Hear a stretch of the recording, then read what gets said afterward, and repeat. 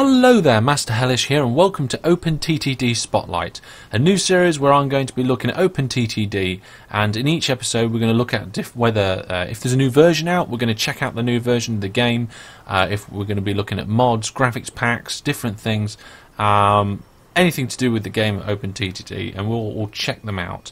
But today we're looking at the new 1.4 version of OpenTTD. I will quickly say in the last few versions of OpenTTD we haven't seen a lot of new features since 1.3 was released a year ago. 1.31, 0.32 and 0.33 really came with language bits, bug fixes and a couple of script changes. So nothing tremendous in the past few smaller versions. But here we go, 1.4 was released I think yesterday. When I'm recording this video, I'm hoping to get this video out in a couple of days' time. I'm going to just throw it into my schedule somewhere. But we'll talk about what's different in this version. Well, first things first, a new title screen. The guys who do OpenTTD, I think they ran some sort of competition or in the submission, and this was the one that was picked, and it's pretty busy. It's pretty good. Lots of stuff going on, and I think in the past, most of the time, it's been one company, but here there's quite clearly lots of different companies flying and driving around the map.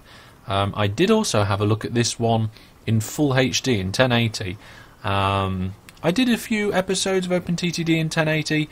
It was good in terms of graphics, but because the game is designed for probably smaller resolutions in the first place, the user interface was too small for some of you guys to see. So we're keeping with the 720 for OpenTTD, but yeah, this looks good, and we're back to the original graphics because we need to update the graphics for the new features in this game. So first things first, yes, new title for the game. So I mentioned about the graphics. Let's check that out first. So in game options you can see I'm in the open graphics pack, the standard graphics pack for OpenTTD.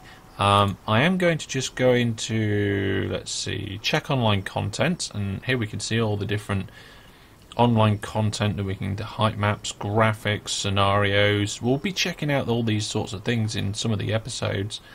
But here we go, we've got some different base graphics. Now in the Z base here that I normally use, I don't know, it's not allowing me to download it, so I presume it's not compatible with this version of OpenTTD yet. Let's just check.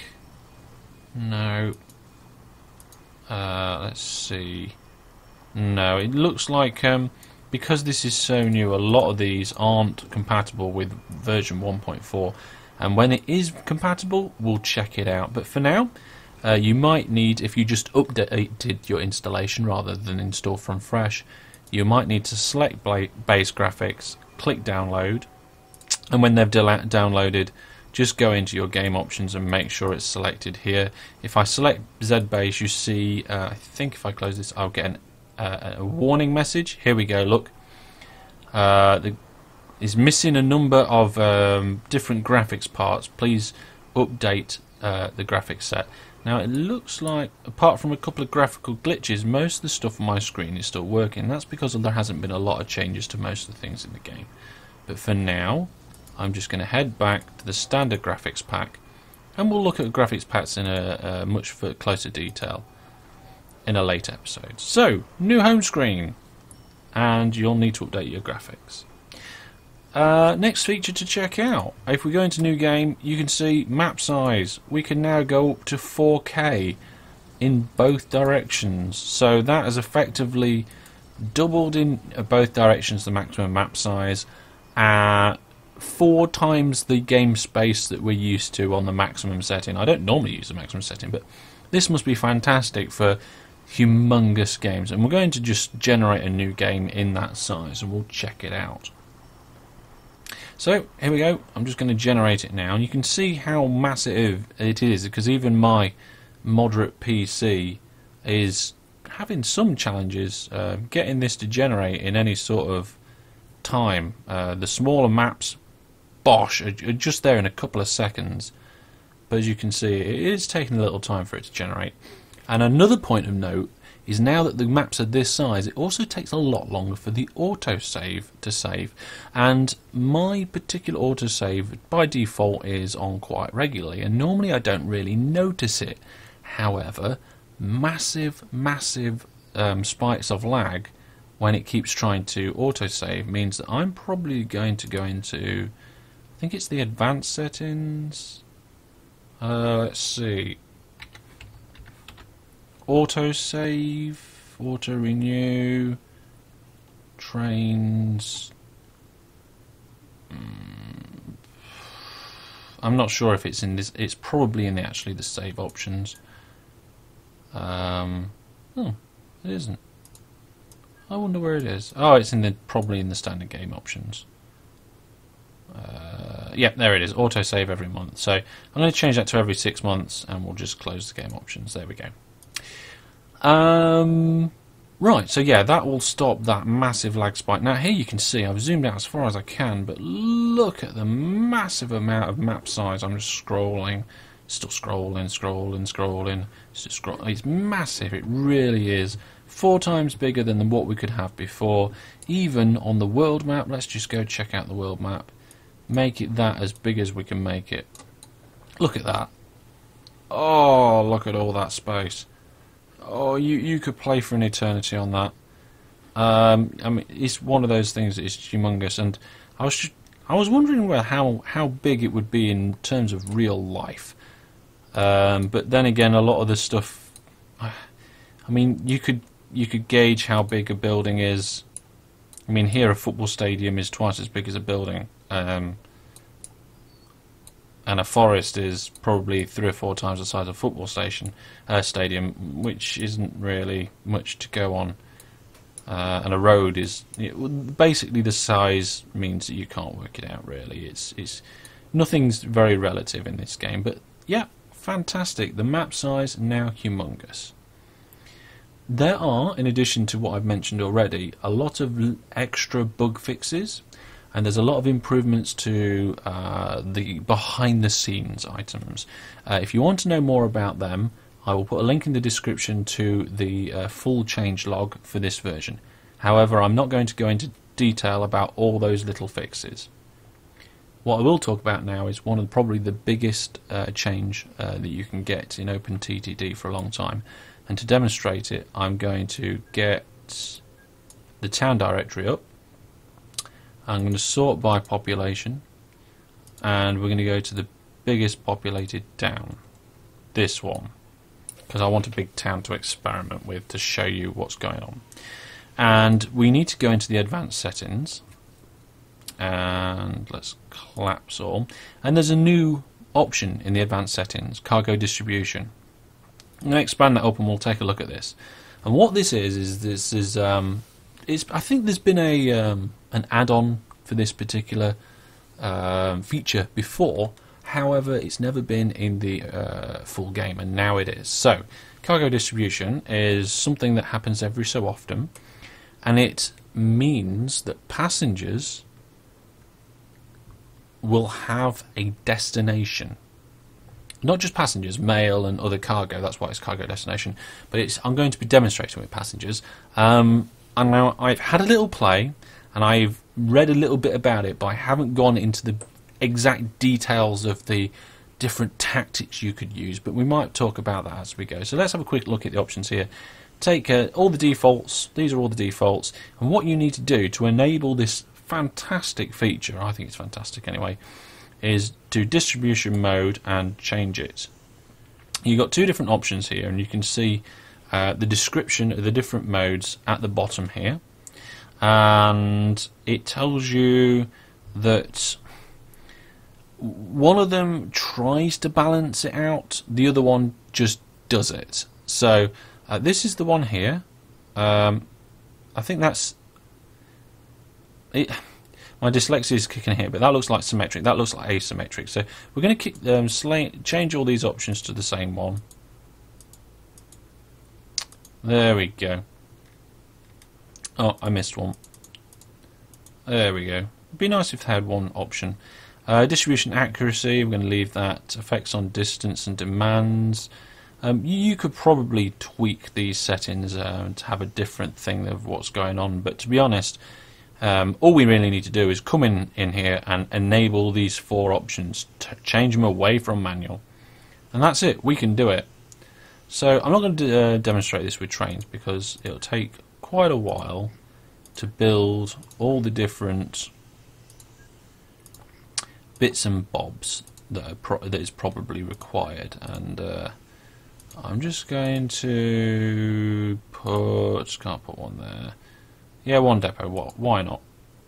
Right, so this mode has been enabled, and this means that stations will start to receive passengers that have a particular agenda. So I'm just going to get this particular bus to go around in a whopping great big circle. There we are, get it on its way.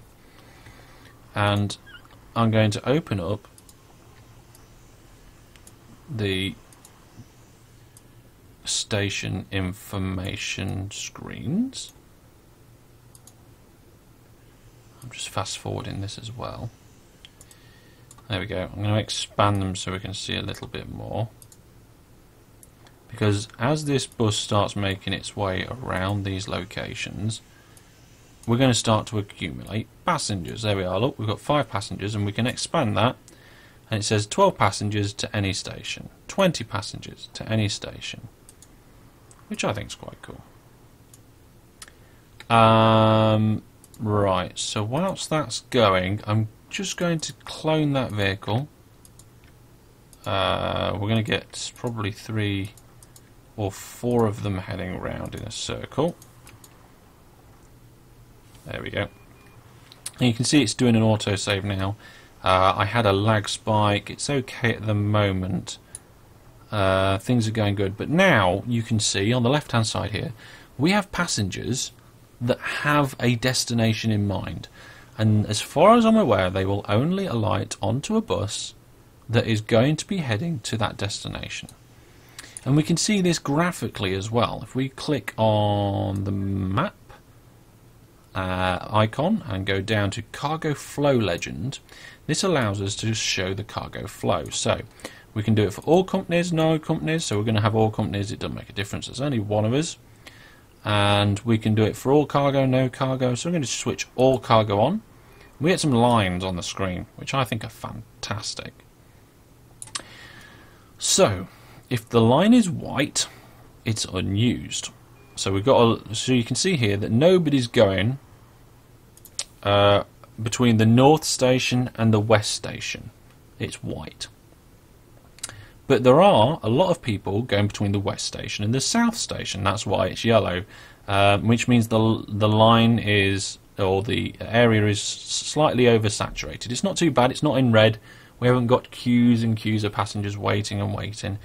And we can expand the passengers by clicking on the plus to see where they want to go. There we go. And at the minute I've got them all set to destination source via. There's different options you can choose. You can look at the source via destination and so on and so forth. But to me, I think destination source is probably the way we want to look at it. We want to see where they want to be going.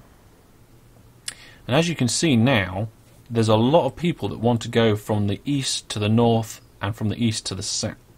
No, because, excuse me a moment. There is also a grey line. You can't see it very well. Next to the coloured line, and that's because it's two directional. So this red line at the top is for heading from the east to the north, and the grey line is from heading the north to the east.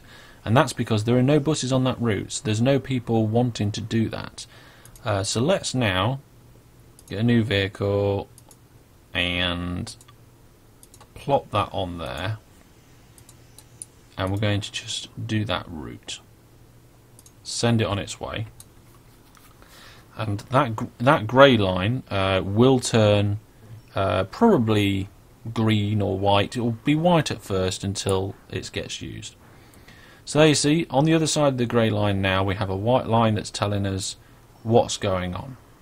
because there is now a bus heading that other direction, which is fantastic.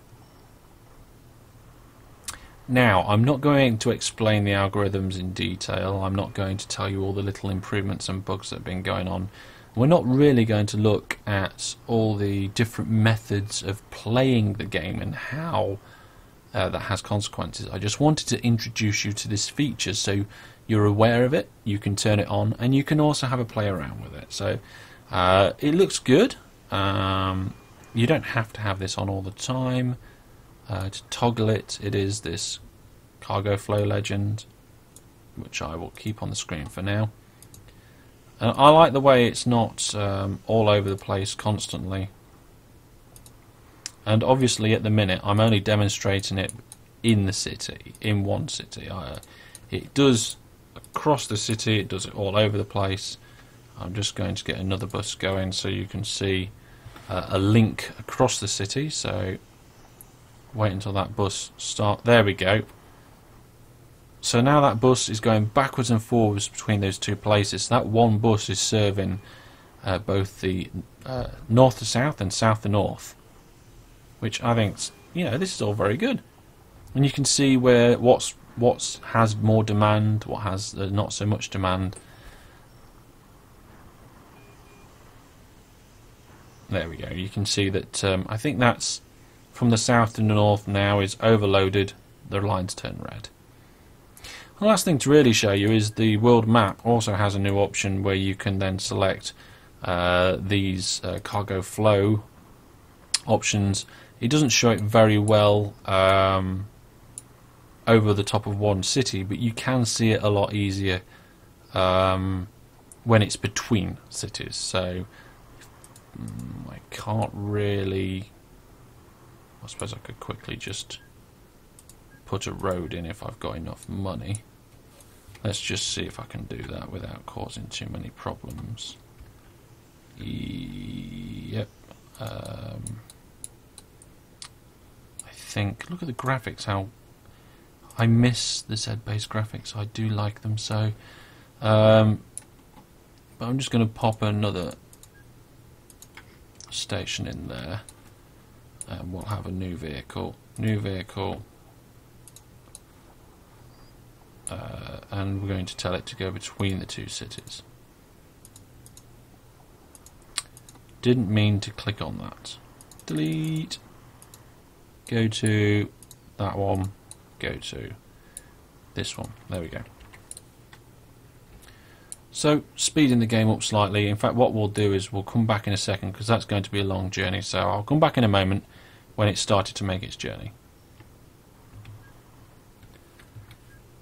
Okay, so Road Vehicle 7 has now started to begin its journey, and you can see that we've got this whopping great big line between the two cities now. And if we look at the world map, it is quite easy to see that line between the two. At the minute they're both white because the line's unused. The bus hasn't done its trip there and back yet, but it's on its way, and that demonstrates the line. Well, there we go. We looked at cargo distribution. One last feature to show you that has been added into this version. What it is, it doesn't automatically remember the size of a window, for example. You don't automatically change it to window, close it, and when you open it again, Subsidies wants it. It goes back to its default size. What you can do, however, is you can open a section, any window, to what size you want, and then you can press Control and click this new icon here. Click like that, and that sets the default size for that window. So when I open it again, it is that size. Okay, so I'm just going to close all these windows here, and as you can see, it does it for all windows of that type. So it doesn't do it per station, it does it for all stations. I don't know if it does it for train as well. Let's build a train station and see what happens. There we go. So it does it for train stations as well. If I want to then, for example, set the default size for the world map, so I expand that out and Control click that, and all of a sudden now when I open the world map, that's its default size. A very handy thing for arranging your interface, and something that I'll probably be doing in the future. The main function for that button though, however, is that when you have changed a window's size, like I've just changed it here again, you can click that button and it will change the window back to its default size. But I've now permanently changed the default size for that window, which is quite cool. I suppose the minimum size, if I do that and then control click, there's the new size again, so all the windows are now that size. And I decide I don't like that size and I change it. And I change it by control click, and now they're all that size, like this. So there we go. Windows don't remember their size, but you can change the default size of the windows. And that's the last feature that I'm going to talk about in this particular version of 1.4 of OpenTTD. So we've had a look. It's got a new title screen. We've got a bunch of fixes and script improvements. It's got a new larger, massive map size. And we've also got cargo distribution, which you can get a nice little interface up for by doing that. And it can be nicely hidden as well. And also you can change the default size of a window. Well, there are the new features for 1.4. I hope you enjoyed this video. If you have, give it a like. And if you think other people might like it too, share it on your favourite social media site. But for now, I've been Master Hellish. And until I see you next time, goodbye.